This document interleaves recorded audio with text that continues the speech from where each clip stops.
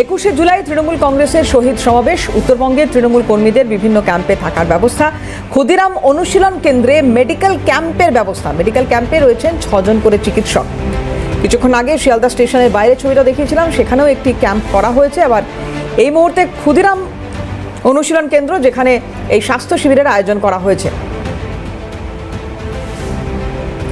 দীপাঞ্জনা সাহু আমাদের প্রতিনিধি রয়েছেন এই মুহূর্তে, সরাসরি কথা বলবো দীপাঞ্জনার সঙ্গে। দীপাঞ্জনা, কি অ্যারেঞ্জমেন্ট দেখছো?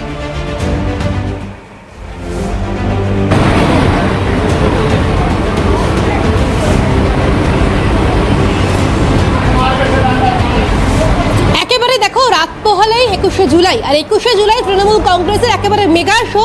তার আগে তৃণমূল কংগ্রেসের যারা কর্মী সমর্থক রয়েছেন তাদের ব্যবস্থা থাকার জন্য যে সমস্ত ক্যাম্প করা হয়েছে, তার মধ্যে একেবারে অন্যতম ক্যাম্প হচ্ছে এই ক্ষুদিরাম অনুশীলন কেন্দ্র। ছবি একেবারে সরাসরি দেখাতে বলবো চিত্র সাংবাদিক পুষ্প দেবনাথকে। তুমি দেখতেই পাচ্ছ এই যে ক্যাম্প করা হয়েছে, সেই ক্যাম্পের ভেতরে বহু তৃণমূল কর্মী সমর্থকরা তারা কিন্তু সকলেই 21শে জুলাইয়ের আগের দিন, অর্থাৎ দুদিন আগে কিন্তু তারা এসেছেন। কারণ তারা বলছেন যে মুখ্যমন্ত্রী মমতা বন্দ্যোপাধ্যায়ের যে বার্তা, সেই বার্তা শোনার জন্য তারা অপেক্ষা করছেন। আরও একটি তোমাকে ছবি দেখাবো, তুমি দেখতেই পাচ্ছ স্বাস্থ্য শিবিরের ব্যবস্থা করা হয়েছে। অর্থাৎ এবারে 21শে জুলাইয়ের টার্গেট উত্তরবঙ্গ, অর্থাৎ উত্তরবঙ্গ থেকে বহু মানুষ তারা এখানে এসছেন। শুধু তাই নয়, বাঁকুড়া, বীরভূম, উত্তর চব্বিশ পরগনা, দক্ষিণ চব্বিশ পরগনার সমস্ত জেলার মানুষ রয়েছেন এই ক্ষুদিরাম অনুশীলন কেন্দ্রে।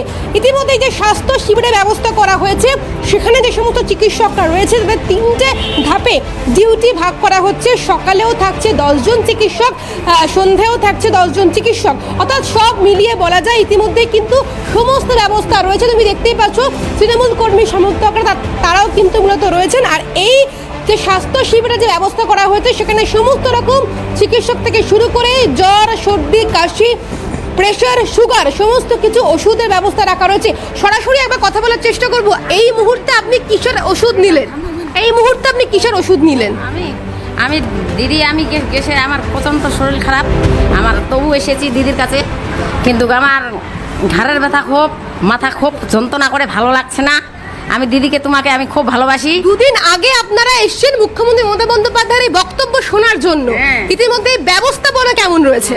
না, ব্যবস্থা দারুণ ভালো হয়েছে, খুব দিদি কাজ ভালো করেছে, একদম সুন্দর খাওয়া দাওয়া সব ভালো হয়েছে। কোথা থেকে এসেছেন? আমি দক্ষিণ দিনাজপুর থেকে এসেছি, এখারায়, যেখানে স্বাস্থ্য শিবিরের ব্যবস্থা করা হয়েছে। সেখানে কতটা ব্যবস্থা?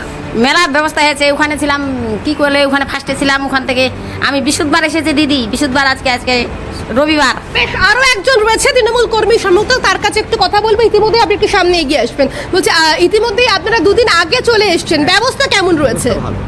ভালো ব্যবস্থা, খাবার ব্যবস্থা ভালো, শোয়ার ব্যবস্থা, চিকিৎসাও আছে, কোনো অসুবিধা নেই, একদম দারুণ ব্যবস্থা। দুদিন আগে কেন চলে এলেন? দুদিন আগে ভালো লাগলো, দিদির কাছে আসতে। আমরা পুরুলিয়ার থেকে আসছি, তো কিসের জন্য অপেক্ষা করছেন? দিদির মিটিং শোনার জন্য। এই যদি বৃষ্টি হয়, রোদ, ঝড়, সবকিছু মাথায় উপেক্ষা করেই তো শুনবেন বক্তব্য? হ্যাঁ, সব কিছু, জল যতই হোক, বৃষ্টি যত আছে, কিছু। অর্থাৎ তোমাকে আরো একবার সেই ছবি দেখাবো। ইতিমধ্যে স্বাস্থ্য শিবিরের ব্যবস্থা একেবারে সুন্দর করা হয়েছে, এমনই বলছেন তৃণমূল কর্মী সমর্থকরা। যে ছবি তোমাকে আরো একবার দেখাবো। পরপর যে চিকিৎসকরা রয়েছেন, অর্থাৎ সারাদিন সিনিয়র চিকিৎসক রয়েছেন 10 জন, তার পাশাপাশি নার্সিং স্টাফ রয়েছেন আরো বেশি। অর্থাৎ সব মিলিয়ে বলা যায় একেবারে যে অবস্থা রয়েছে সেখানে। ইতিমধ্যে কিন্তু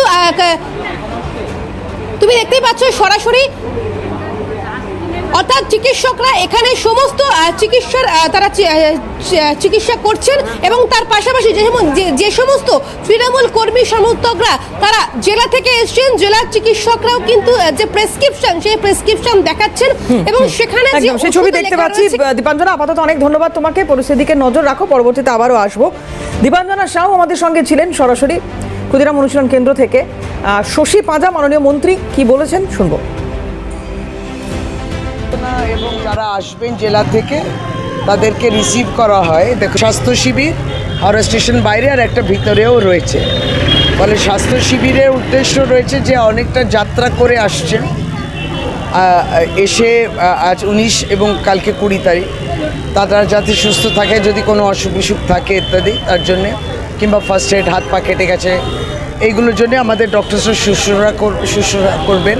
21-এর মিটিংটা হয়ে যাওয়ার পরেও মানুষ যদি কোনো শারীরিক দুর্বলতা কিংবা কোনো কষ্ট যদি হয়, তাহলে এই ক্যাম্পে করে, কারণ এখান থেকে তো ট্রেন ধরবেন তারা। শিবিরগুলো খুবই উপকারী এবং ডাক্তাররাও খুব পরিশ্রম করেন।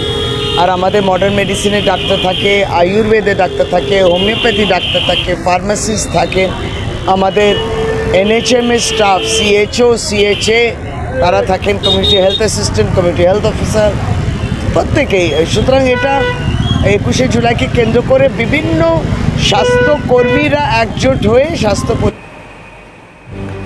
21শে জুলাই তৃণমূলের শহীদ সমাবেশ, আর এই সমাবেশে যোগ দিতে শহরে তৃণমূল সমর্থকদের ভিড়। সমর্থকদের জন্য মেডিকেল ক্যাম্প, তৃণমূলের সমর্থকদের বিনামূল্যে চিকিৎসা পরিষেবা, চিকিৎসা পেয়ে, ওষুধ পেয়ে খুশি সমর্থকরা।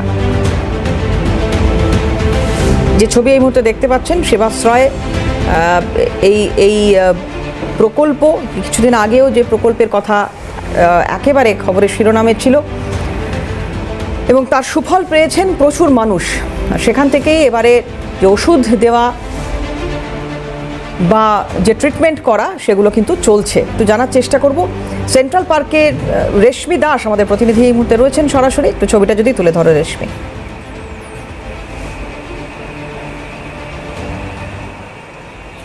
দেখো 21শে জুলাই অর্থাৎ আগামী বছর বিধানসভা নির্বাচন রয়েছে। 2026-এর আগে তৃণমূল কংগ্রেসের শেষ 21শে জুলাই বলা চলে। আর ইতিমধ্যে রেকর্ড ভিড় হয়েছে সেন্ট্রাল পার্কে, যেখানে উত্তরবঙ্গ থেকে আসা তৃণমূল কর্মী সমর্থকদের থাকার ব্যবস্থা করা হয়েছে। এখানে যারা ভলেন্টিয়াররা রয়েছেন, অর্থাৎ তৃণমূল কংগ্রেসের যারা ভলেন্টিয়াররা রয়েছেন, তাদের থেকে আমরা জানতে পারছি যে সেই সংখ্যা ইতিমধ্যে 27,000 ছাড়িয়েছে।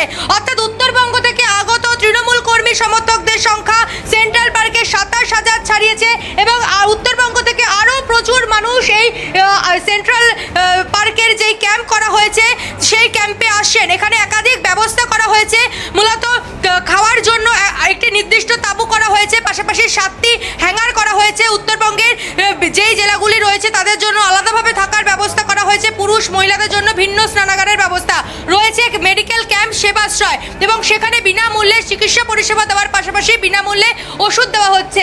এবং যারা এসেছেন তাদের সঙ্গে একটু কথা বলবো। দাদা, কোথা থেকে এসেছেন? আমরা দার্জিলিং জেলা খড়িবাড়ি ব্লক থেকে এসেছি আমরা।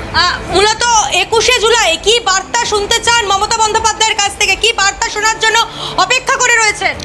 দেখুন, আমরা 21শে জুলাই প্রতিবারে নেও আমরা দার্জিলিং জেলা থেকে প্রচুর সংখ্যের লোক এসেছি। আপনাদের মাধ্যমে জানতে পারলাম 27,000, কিন্তু এটা আরও অতিক্রম করবে। আজকে রাত্রেও আমাদের দার্জিলিং ডিস্ট্রিক্ট থেকে প্রচুর লোক এখানটায় আসবে।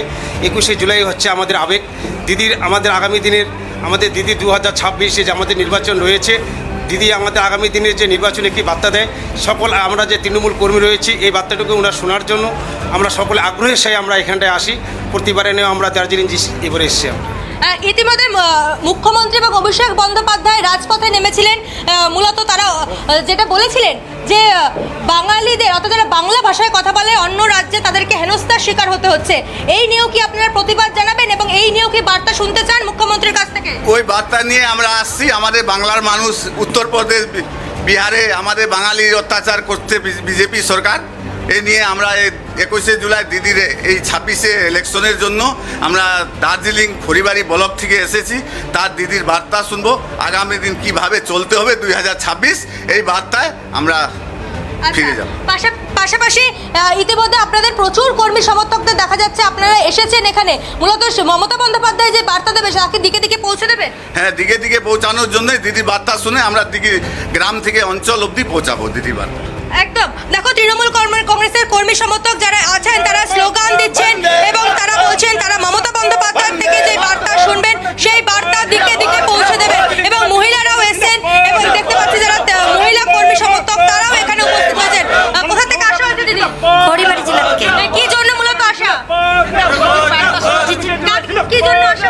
দিদির বার্তা শোনার জন্য। মুখ্যমন্ত্রীর বার্তা শোনার জন্যই মূলত এখানে দলে দলে মানুষ আসছেন। এবার একটু সেবাশ্রয় ক্যাম্পটি দেখানোর চেষ্টা করব। মূলত এই যে সেবাশ্রয় ক্যাম্প, যেখানে তুমি দেখতে পাচ্ছ যে চিকিৎসকেরা রয়েছেন, সেখানে তারা চিকিৎসকেরা পরিষেবা দিচ্ছেন এবং এই সেবাশ্রয় যেই ক্যাম্প রয়েছে সেখানে কিন্তু ডাক্তারেরা রয়েছেন এবং বিনামূল্যে চিকিৎসা পরিষেবা দেওয়া হচ্ছে সাধারণ মানুষকে। এখানে যারা চিকিৎসকেরা রয়েছেন তাদের সঙ্গে একবার কথা বলে নেওয়ার চেষ্টা করব। ম্যাডাম, একবার একটু কথা বলার চেষ্টা করি। আমরা সরাসরি লাইভ সম্প্রচারে রয়েছি। বলছি, এখানে আপনার ওষুধ দেওয়া হচ্ছে সাধারণ মানুষকে, বিনামূল্যে ওষুধ দেওয়া হচ্ছে সাধারণ মানুষকে, আর কী কী পরিষেবা দেওয়া হচ্ছে? সাধারণ মানুষের সব রকম পরিষেবায় পাচ্ছে, যত রকমের সাধারণ প্রবলেম আছে এখানে ম্যাক্সিমাম মানুষই গ্যাসের সমস্যা, মাথার যন্ত্রণা, সাধারণ লুজ মোশন, তারপর ডিহাইড্রেটেড হয়ে যাচ্ছে, তার জন্য সব রকম পরিষেবা আছে। যারা একটু সিরিয়াস কন্ডিশন আছে বা এখানে প্রচুর জ্বর নিয়েও আসছে পেশেন্ট, বিভিন্ন রকম অ্যালার্জি, তারপরে গায়ে প্রচুর রকমের র্যাশেস, এগুলো সব রকম ওষুধ দেওয়া হচ্ছে, প্রেশার, সুগার, সমস্ত বিনামূল্যে। আর যাদের আরেকটু সিরিয়াস কন্ডিশন তাদের রেফার করে দেওয়া হচ্ছে। এখানে কতজন ডাক্তার একসঙ্গে থাকছেন চিকিৎসা দেওয়ার জন্য? 18 জন আছি তো আমরা এখন, 20-25 জন আছি। আজকে আমাদের এখানে যে মেডিকেল ক্যাম্প অনুষ্ঠিত হয়েছে, এখানে আগে থেকে যারা লোকজন আসছে 21শে জুলাই উপলক্ষে দিদির যে ধর্ম সমাবেশ, কিন্তু এখানে আমাদের কোনো সময় ডক্টর মানে থাকছে না এরকম না। যারাই আসছে তারা একটা চিকিৎসা ক্ষেত্রে যে পরিষেবা যতটুকু প্রাথমিক সেটা পাচ্ছে, এবং কারো যদি খুব একটা বেশি বাড়াবাড়ি থাকে আমাদের এখানে অ্যাম্বুলেন্স আছে, সেখানে তাকে অ্যাডমিট করার দরকার হলে সেখানে অ্যাডমিটও করা যাবে। সমস্ত রকম পরিষেবার অ্যারেঞ্জমেন্টই করা হয়েছে স্বাস্থ্য সংক্রান্ত, বোঝাই যাচ্ছে। রেশমি, আপাতত অনেক ধন্যবাদ তোমাকে। কথা বলছিলাম রেশমি দাস ছিলেন সরাসরি সেন্ট্রাল পার্ক থেকে।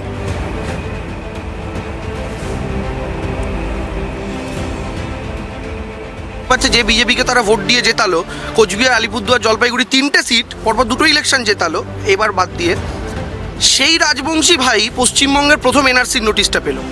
তাহলে হিন্দু হিন্দু ভাই ভাই বলে গল্প শোনাবো, আর তারপরে যারা আমায় ভোট দিল তাদেরই গলাটা আগে কাটবো, ওই আপেল খাসির মতো আর কি, দামি খাসি।